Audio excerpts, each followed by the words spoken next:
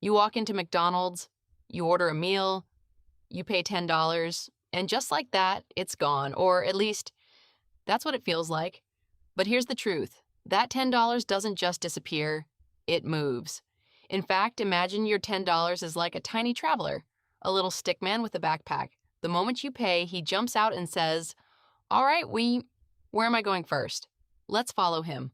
First stop, the restaurant. Out of your $10, about $6 to $7 stays at that McDonald's location.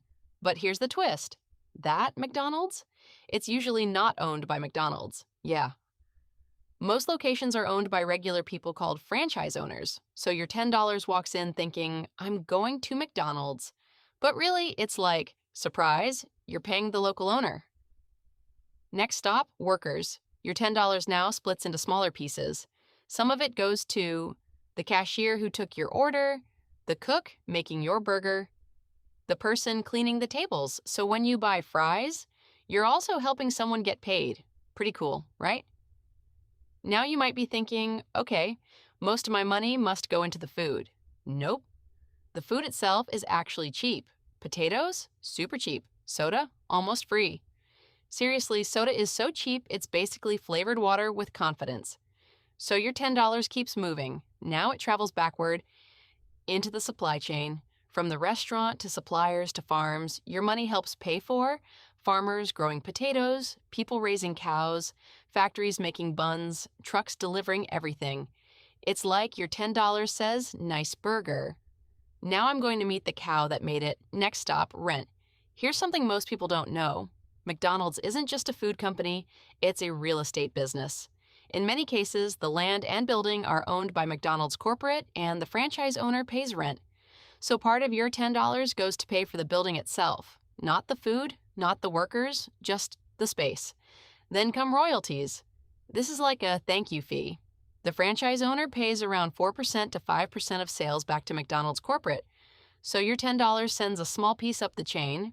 It's like your money quietly says, "Don't worry, the boss gets paid too." Now let's talk about ads. Those McDonald's commercials, the deals, the giant billboards. Yeah, your money helps pay for those. So basically, you spend $10, and part of that money is used to convince you to come back and spend more. That's like paying someone to remind you to spend money again. Next, taxes. Your money now meets the government, and guess what? They take a slice too. Sales tax when you buy, taxes on wages, taxes on business profits. Your $10 gets taxed again and again. It keeps shrinking at every stop. Finally, profit. What's left after everything is profit? This gets shared between the franchise owner, McDonald's corporate investors, but even here, it doesn't stop. That money gets reused, opening new stores, buying better equipment, paying investors.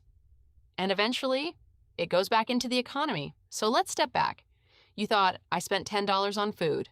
But really, your $10 paid workers, farmers, truck drivers, building owners, big companies, advertisers, the government, all from one simple meal. And here's the craziest part. That same money might come back to you one day as a paycheck, as a job, as something you buy. Because money doesn't stop. It moves. So next time you're holding that McDonald's bag, just remember, you didn't just buy a burger, you sent your $10 on a journey, and trust me, that little guy is busy.